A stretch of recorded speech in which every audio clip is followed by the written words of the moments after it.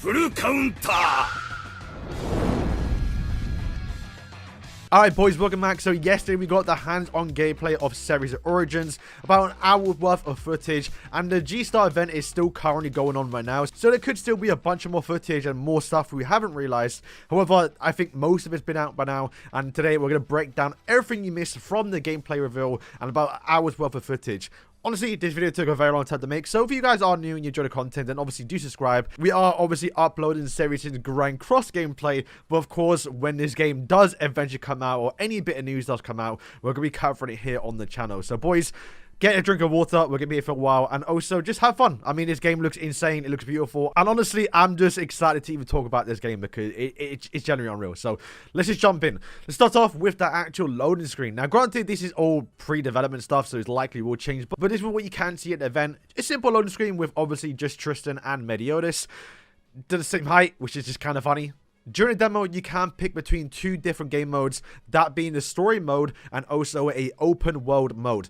Not too sure why there's a difference here. Honestly, people are thinking, and myself included, this might just be for the actual demo. Hopefully, when the game does come out, there's not two different modes here. We kind of want it to combine it into one. But we're seeing right now, this is just for the demo. Jumping into the gameplay, a lot to break down here because the UI has actually changed. The gameplay from the last breakdown I've done is still relatively similar, but to quickly break it down, if you didn't watch that video, you have 4 characters you can pick one, and obviously each of them are going to come with their own abilities. You can see as you switch through the characters, they're going to have either 3 or 2 abilities. The big one in the middle being obviously the ultimate move, which has an actual ultimate move gauge, which you can see what it's going to cost to actually use this. While the actual ultimate does have a cooldown, you can see right at the bottom as well, this is your full team ultimate move gauge. So if you don't have the orbs for the actual ultimate move, then you actually cannot use it. Depending on what ultimate you do pick, because they do change depending on the weapon, then it will require more ultimate move gauge. The skill on the right is the ability that everyone has. However, it will change depending on what weapon you do have, but these can vary from either healing your team, whether it be a support character, or also just dealing damage. The skill on the left is going to be an ability that is unique to some characters. Teoria, for example, has the ability where she can grapple into the sky to get a bit of height to make traveling even easier. I believe Gilthunder is the only other character that we saw throughout the demo that actually has another ability where you can zoom in with his actual lightning bolt and start throwing them. Also, notice on the left you have your HP bar, and the HP is shared across the 4 characters. So once one character dies or you die, the game's over. This is not really like Genshin, where if one character dies, you can revive them. It is 1 HP shared across everyone, and this is done to make the co-op experience even better. We'll break it down later on, but there actually is a 4 multiplayer co-op mode where this makes a bit more sense. Also below it, there's a blue bar, which is what you have for your stamina. Now, stamina isn't consumed by running. It's only consumed when, I believe, climbing and also dodging. Now, dodging is different for each character. As you can see throughout this video, everyone's got a short little dodge. However, you go towards Merlin. Merlin can dodge, go quite far, a lot faster, and also consumes less stamina. Honestly, I didn't see anyone go too crazy with it, but you can see people dashing across the map and only using like about 20% of the stamina bar. So this is by far going to make Merlin the best traveler in this game. However, each character can just actually call upon Hulk and just start riding him out.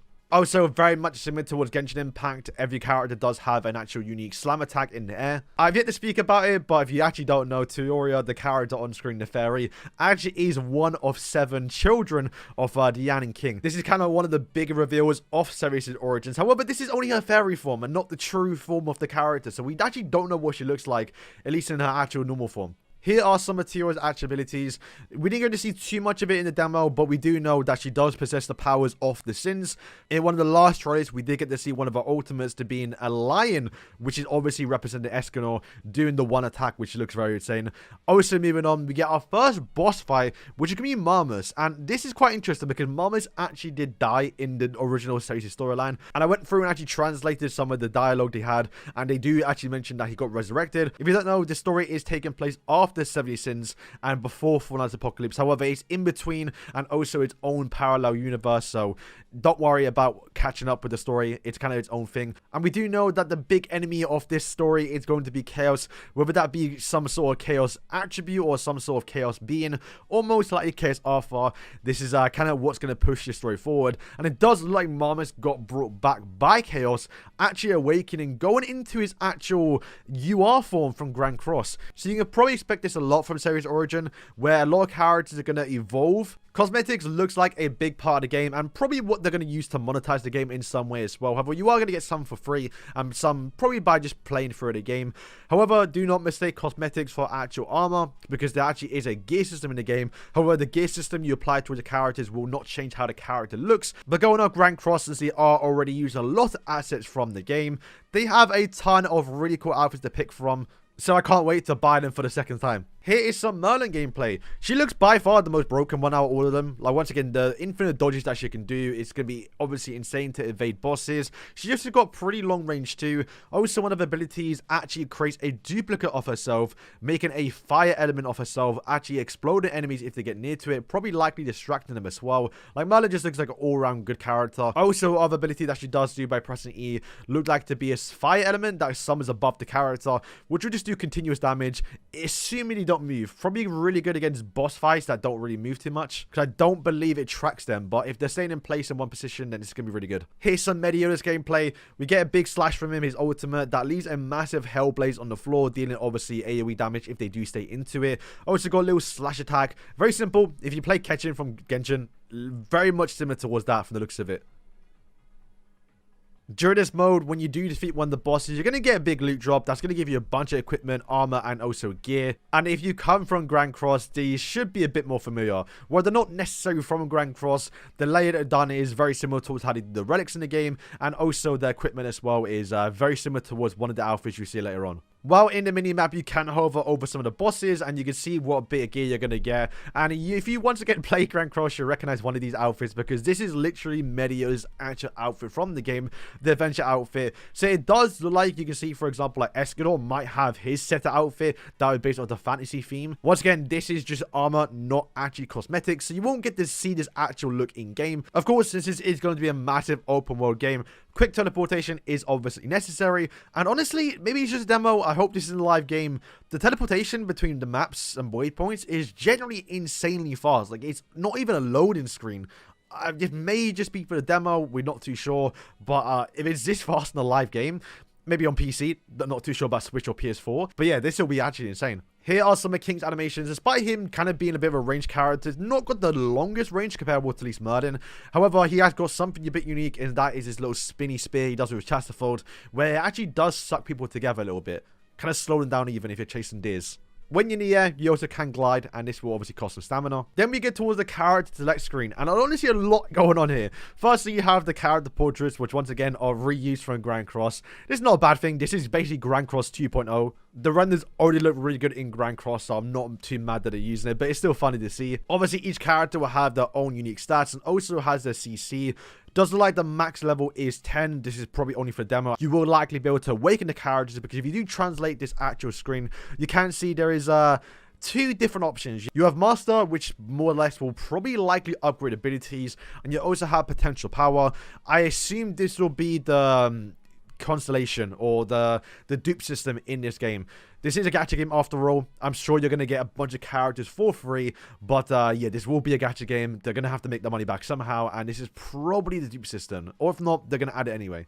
It does, like in this game, each character will have an option between picking 3 different weapons, and each time you do pick a weapon, it will change the ultimate, the ability. So depending on which you want to go towards, you can maybe go towards a tank build, or maybe go towards an actual support build. Like I said with Toyoria, for example, we do know one of the abilities can heal, and we do know one of the abilities can deal damage. So depending on how you want to go and how you want to build your team up, this is going to be probably the more unique part about the game. Changing weapons, getting the best weapons, and getting the best abilities as well. Here's some Guild Thunder gameplay as well. Once again, he does have an R ability, which once again only him and Teoria so far has it in the game, and it does look like this is what it is, where you can actually go into your spear and start chucking it. Here's some swimming and also underwater gameplay. Very fast, but basically when you're underwater, you do have a 3-minute countdown. However, if you do start dashing underwater, it will reduce the countdown by around 10 seconds. I think the timer is a bit generous, but then again, there might be a lot of underwater exploration, so this is pretty warranted.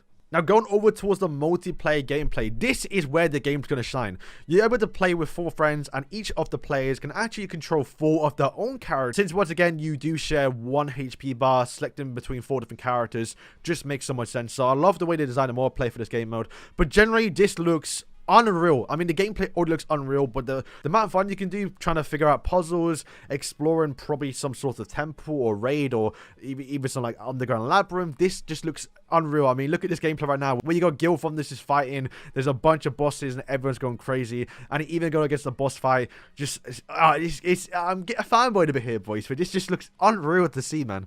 So yeah, boys, that is going to wrap up today's video. Honestly, this game doesn't really feel real.